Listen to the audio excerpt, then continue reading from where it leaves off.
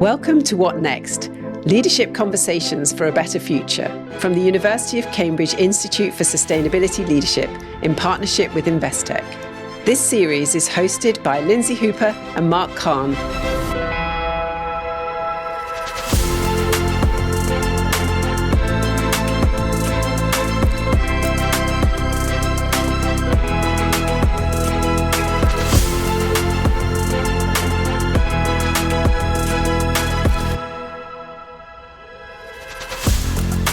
Hello and welcome to What Next? Leadership Conversations for a Better Future, where we explore how leaders can help build future-fit economies.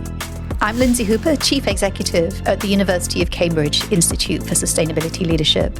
And I'm Marc Kahn, Chief Strategy and Sustainability Officer at Investec. Together, we'll bring fresh perspectives, provocative questions, and conversations with leaders who are shaping the future of markets, business, and society.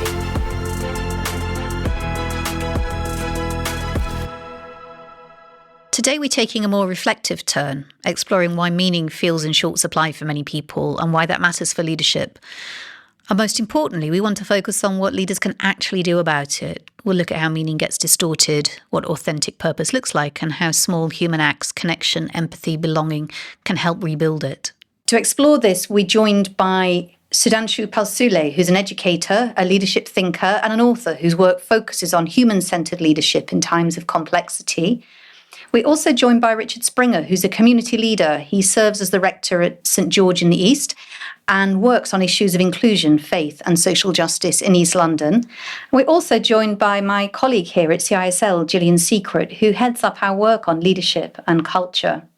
So welcome, everybody. It's a real pleasure to have you. I mean, we are filled in this room with so-called experts on the meaning of life, which is, in many respects, the most elusive of questions. But in all seriousness, it really is that, as Lindsay said, really trying to have some kind of a deeper appreciation of how is it going in the world when it comes to meaning, and what do we need to be doing more with in this regard, given that it seems as if meaning is disappearing from so many aspects of our life. So it'd be interesting to hear from all three of you what brings you into the work at a personal level. And perhaps, Richard, we could start with you. I think there are two things to say as to why I end up sitting here. The first thing is, as someone who's brought up as a working class black British boy, I'm struck by my parents' heritage is in Barbados, and the Prime Minister of Barbados, Mia Mottley, talks about climate activism as a kind of new colonial problem. And so at a very personal level, I'm interested to explore that. I'm no expert on that, but that's a personal draw. And then in terms of the work that I do in the East End of London, I am struck in an area where we're doing a lot of community organising by the kinds of campaigns that people say they want to drive. And despite the climate crisis looming over us everywhere and everyone being very clear that it's a crisis, it doesn't come up as the pressing issue for people time and time again. It's affordable housing, quality of life, perhaps air pollution, but that's typically connected to their children's experience of life rather than the crisis per se. So I'm curious as to how that can change. Sudhanshu? I'm struck by the lack of coherence that seems to be gaining more and more momentum around us. At the individual level, I'm sensing more and more a sense of helplessness, anxiety, and even a little cynicism among a lot of people, especially the young people. And at the collective level, the fragmentation that is just gaining momentum too. At the organizational level, where I spend a lot of my time working, we just seem to be seeing more and more helpless agents of market capitalism with just heading off in all directions and a lack of coherence abounding there too. And the questions that I then raise to myself and to the people that are willing to listen to me is the questions are about meaning and purpose and about the role of the human being in the middle of all this, and our relationship with nature, which is one part of the problem, and our relationships with each other in a world that is getting increasingly fractured by the day. Gillian? Well, I'm struck by the importance of leadership in this and how leaders and individuals and the space in which they operate is so important in terms of driving the sustainability agenda and bringing about the future that we need.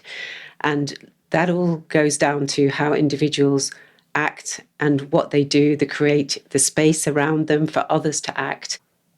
I want to test an assumption, which in some ways this whole conversation is premised on. Does meaning matter at a human level? Is it a luxury? Or is it a really fundamental human impetus? And certainly a lot of the very senior leaders that I work with who absolutely recognize that whole market dynamic, I think many feel trapped in a system that they have very little control over and they can't shift norms. But I get this real sense that they want to be part of something better. They want to be building something better to have a greater, higher level of meaning than what their transactional work requires them to do. So I just want to test, is that just me, naively hoping that exists? Do you think that there is a human need for meaning? Yes, I do. Absolutely. I would say that as a priest, but I think it's the case for it's a human matter. I think perhaps people don't know how to get to it rather than a lack of desire for it. I think that crosses all kinds of bounds, and in particular, importantly for me and where I am, socioeconomic bounds. People seek meaning in pretty much the same ways. I'm always struck by people who turn up early on a cold, wet Sunday morning for church. They're seeking something. They don't have to be there. And they're reaching for something in their diversity. So absolutely, I think my church and my parish right across the world, there is that desire. Yeah. And I'm assuming from your comment just now, Sudhanshu, that you would echo that. The quest for meaning was clearly core to your view there. Yeah, I agree. I think the meaning is core to the human brain. It's part of our evolutionary lineage. And at some point, as the human brain developed and evolved into what we recognize as the brain we have today, the need for meaning and purpose became endemic to it.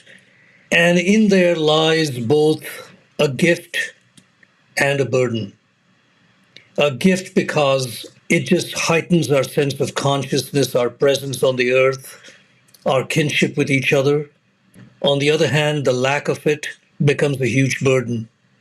And Richard, as you'll agree, you can have everything in the world that you desire, but when there's no meaning, there is literally nothing. And that's the burden that we see in all of us and we bear. That's our cross to bear. When I look at the world today, the kind of meaning that we see the average person pick up is based on having the right brands. And it's really meaningful if I've got the right brand and the right car and, I've got the right name in the right place. So people seem to derive meaning in a way that is not positive for society. And certainly we see that on the environmental scale, often negative for the environment. So I'd like to just put on the table, yes, we're meaning-making creatures, but it seems as if very often the meaning that we create for ourselves is curiously self-destructive for society. And I would even be provocative, Richard, when it comes to religious meaning, where we see religious ideologies used in incredibly destructive ways. And at the same time, the same meaning set, same religious ideology brings forth great kindness and so much good in the world. Okay, so how can that desire for meaning be met? It's such an important point that we need to bottom this out a little bit.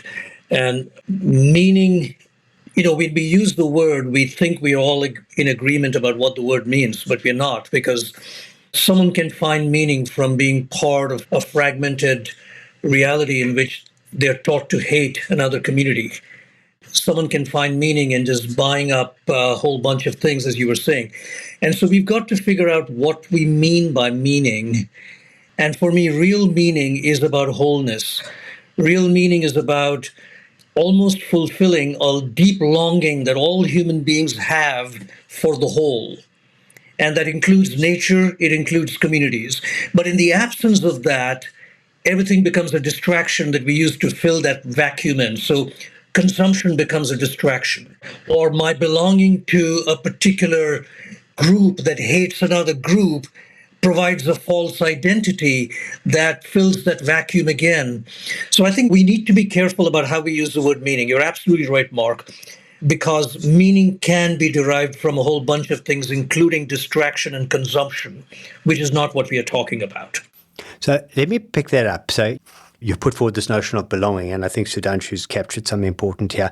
I think that, and I'm going to be rather provocative here, we should really look carefully at the way organizations and institutions and governments use meaning narratives to manipulate individuals toward their own ends. And those ends are not necessarily positive in the way Sudhanshu just referred.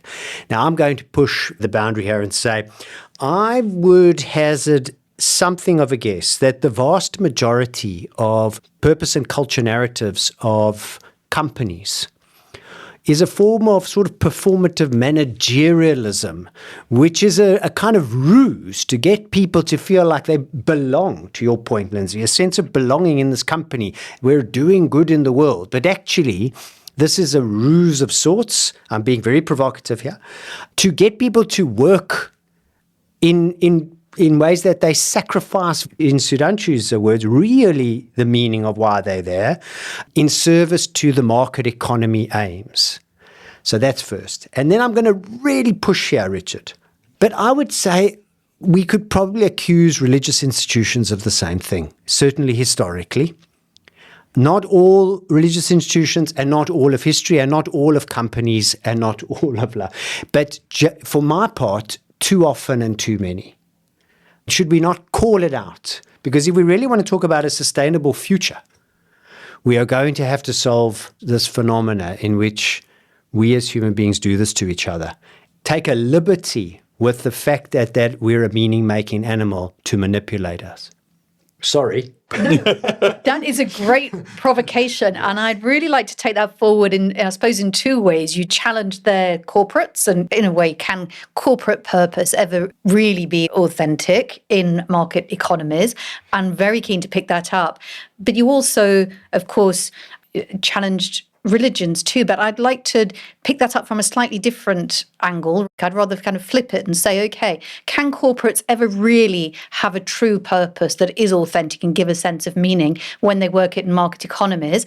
And on the other hand, I'm really interested in, will we enable grassroots movement and community engagement, whether or not religious entities are involved in that? I'm just really interested both from a citizen perspective and a corporate institutional perspective.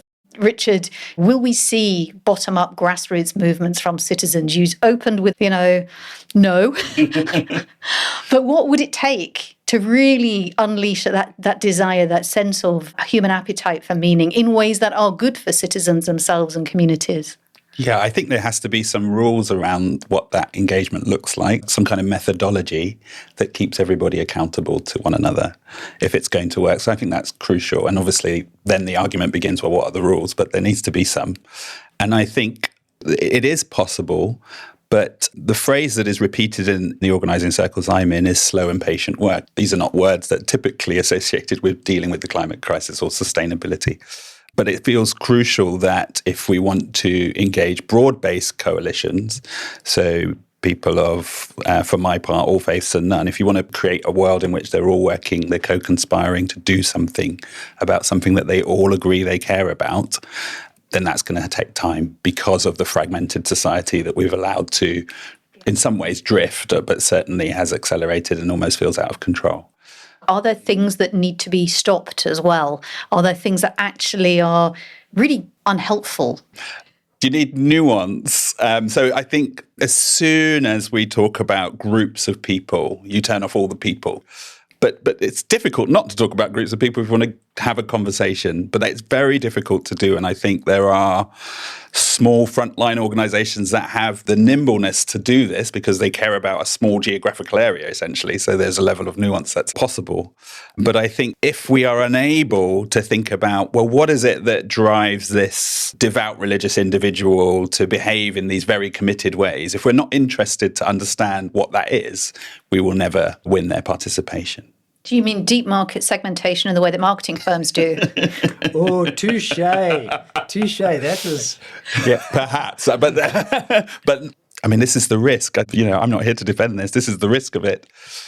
There has to be some equalizing of the conversation. So the retort needs to be allowed, and the person receiving the retort has to be up for the agitation. And that's why you need rules to govern the engagement. When you said a moment ago, what really motivates devout people, and we need to understand that. Can you articulate something for us there? What I mean is that I think change comes about slowly, and people move. There is progression within the movement, within any kind of movement. So people need to experience the issue inside of their lives. So what is going on inside of my life that connects to this, not what is important outside of my life that I have to shift my thinking to understand. We need to begin inside their experience. If this person says, my experience is that I'm a low-wage worker and I'm committed voluntarily the rest of my time to raising my kids and being in my church or my mosque or my synagogue, these are the things that matter to me. We can't say to that person, you have to find time to make this thing matter. We have to understand, well, what's driving that? I think for this issue, the links are there. If I, as a leader in my neighborhood, take care to understand where those links are, I think then people do engage.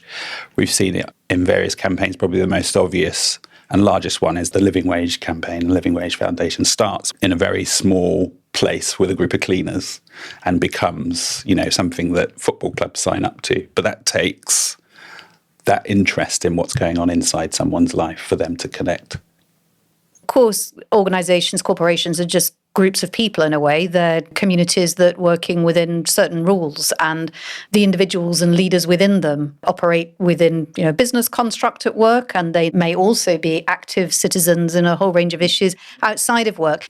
Sudhanshu and Julian, your professional lives, your work is in these domains. And I'm interested to come back to this provocation that Marc laid out earlier around corporate purpose.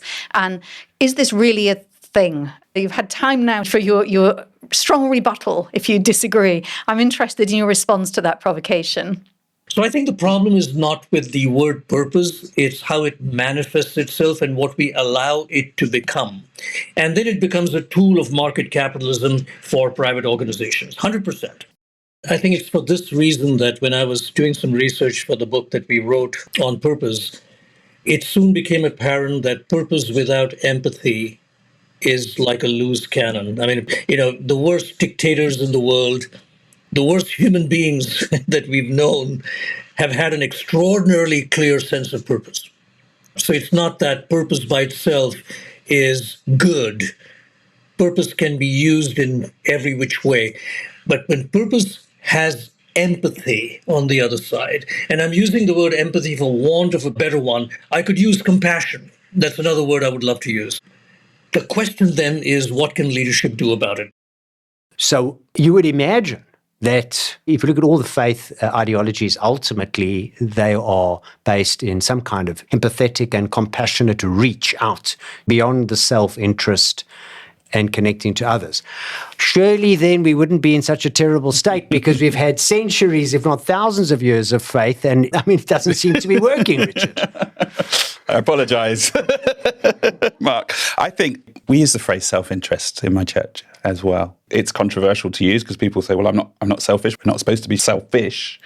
But I obviously see self-interest as a very different thing. And where people share space, particularly, self-interest gets really interesting, particularly across difference, because people actually have the same landlord. And so self-interest is crucial. And I think self-interest actually leads to compassion and empathy where people share space, because I think of the longing that we've been hearing about because of that almost intangible thing that's going on maybe in a soul or somewhere in the system of a human being that wants to connect with the other person, that doesn't care what they look like. It's another human being. I want to relate to this person. And so we say self-interest is crucial. We talk about the self-interest of Jesus. Jesus is something he's got to get on with. So I think self-interest is really, really important to this. And I think part of the reason why it can go wrong is that self-interest can become something that people imagine is separate to what they're doing in community. So the example I always think of in relation to the climate crisis is the story of protesters on top of trains stopping low-wage workers getting to work. You've lost what self-interest is about. It's not led to empathy. You've missed your target and you've spoilt your cause. And that's partly because those people don't share space with these people. They don't know these cleaners and these security guards, so it doesn't matter to them. And there's this disconnection. It's got to be, for me, geographical. As a Christian, as a kind of amateur theologian, it's got to be geographical. That's what I think religion ultimately is about.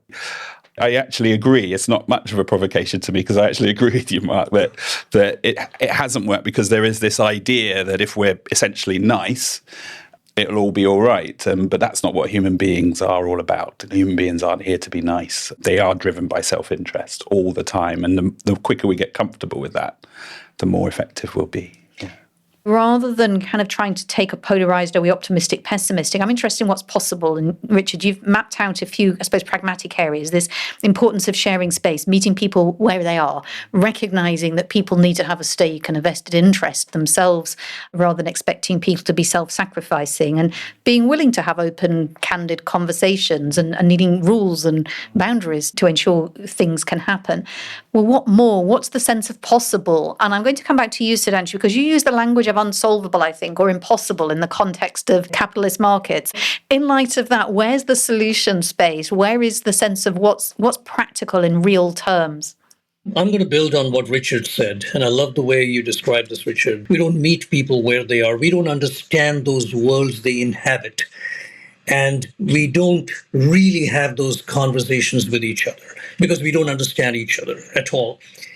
And I think for me, the problem is becoming even more intense in today's world where there's so much distraction, and social media and technology are playing a huge role in this, where we simply don't have the time or the interest in understanding each other, the spaces that the other occupies, which are different from the spaces I occupy, unless I make the effort to truly understand those spaces and come together in a real conversation, in a real dialogue where meaning emerges between us.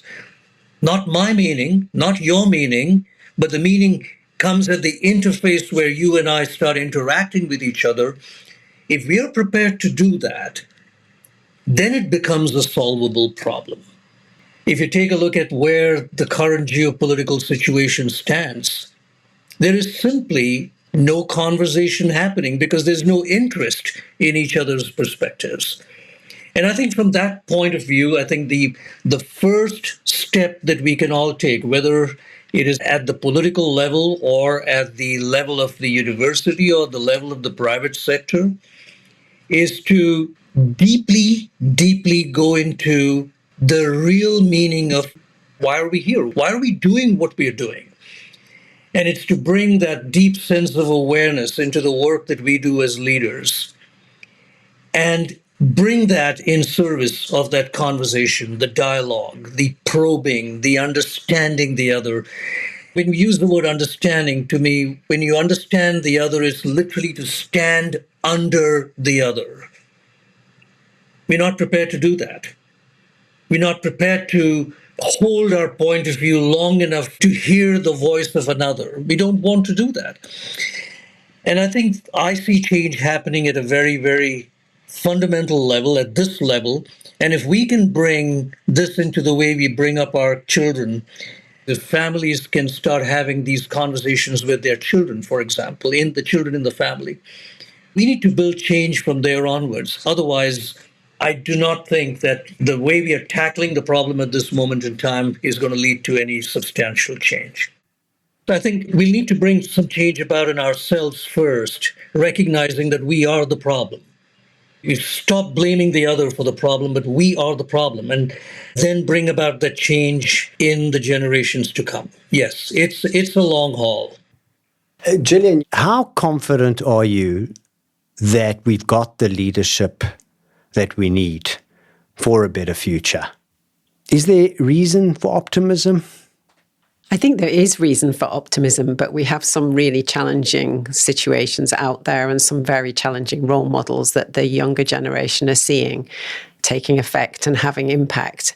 Not the impact necessary that we want to have, but they're seeing things are getting done. And I think we're working in that context at the moment, but there are some really positive areas of leadership taking place. And I think understanding that the fact that many leaders do want to be able to create the right space for the people around them in their organizations to do their best work, to allow the space to build the connectivity and the community that Sudhanshu's alluding to, so that they can each take accountability to deliver what's required in that organization and beyond. And it's really about those organizations who are finding that they're working to deliver success around thinking about the future and whatever it is they're doing, whether it's delivering products and services or whether it's, building infrastructure. If they can see a way of doing this in a sustainable way and thinking forward about this opportunity, creating a purpose around that because they know they're doing work that's going to serve society as a whole whilst it's serving the shareholders, people in the organization can really get around that and understand it and feel that they're in a place where they have meaning and purpose, but they're also delivering a successful role in their job. At the outset of this conversation, when you introduced yourself, said why you were in this conversation, I think you were quoting Mia Motley, was it? And I'm just interested in your purpose for being there and how that concern, that motivation for you ties into any of this conversation. I think regardless of whatever Mia Motley's politics are, she does something really important, which is to offer a narrative which lots of people can join in with and test and poke and have a look at. I think that's the genius of her on this issue. Absolutely. I think that's crucial to this conversation that in terms of what leaders need to be doing is can you craft a narrative that allows a broad-based group of people to engage, and not a narrative that's complete. It must be unresolved, because then you have to co-conspire. That's got to be in the DNA of it. But you need this big picture.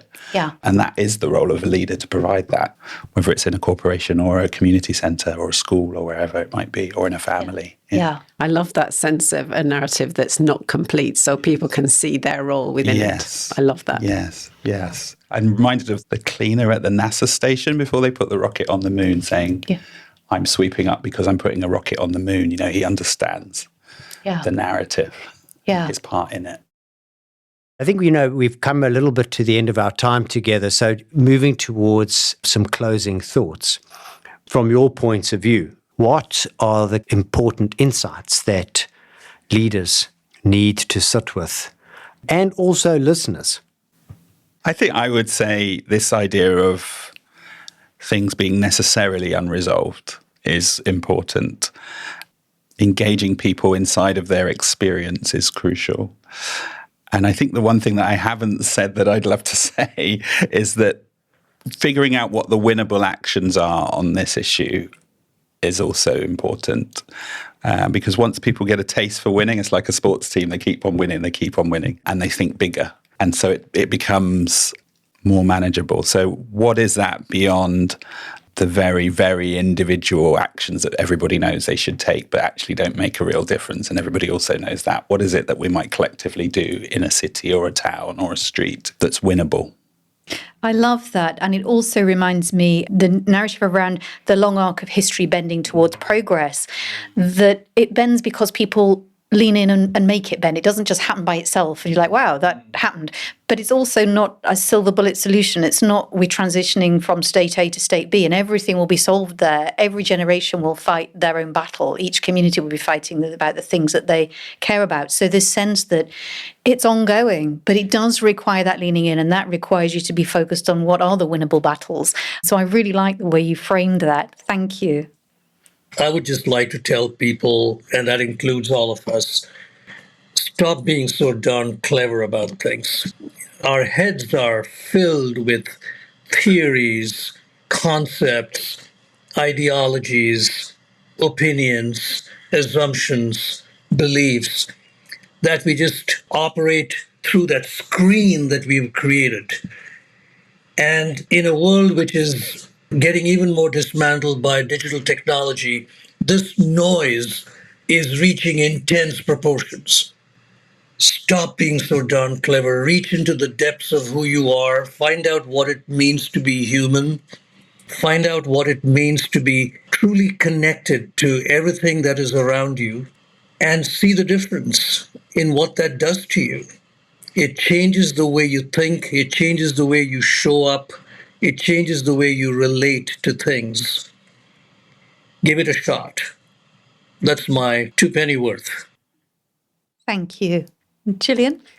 Well, I would encourage leadership to really hear what Sudhanshu is saying there and to find ways in their leadership to help people to find that wholeness, to join the dots, to connect with others, to create the spaces where they can connect with others in a meaningful way. Yes, to get the work done. Yes, to take accountability. Yes, to deliver for society.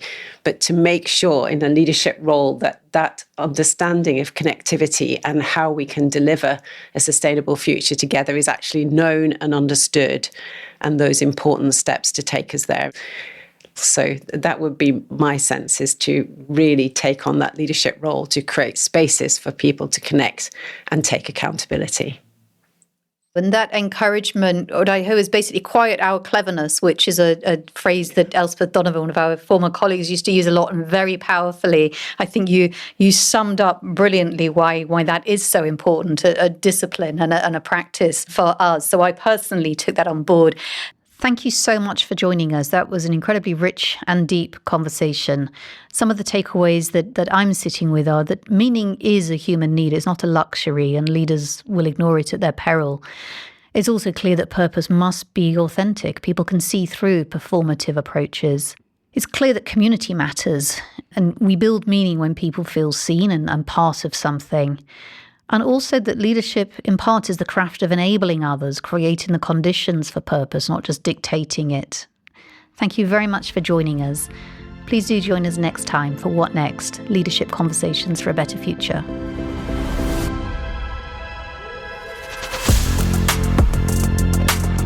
This show is presented by Lindsay Hooper, Chief Executive of CISL, and Marc Kahn, Investec's Chief Strategy and Sustainability Officer. The producers are Carl Homer of Cambridge TV and Alexa Selwood. The executive producer is Gillian Secret, and it's produced in partnership with Investec. Thank you for listening. For more episodes, subscribe on any major podcast platform or visit the Leadership Hub on the CISL website or Investec Focus. You'll find the address in the show notes. The views expressed in this podcast are those of the contributors at the time of recording and do not necessarily represent the views of CISL, the University of Cambridge, or Investec, and should not be taken as advice or recommendations.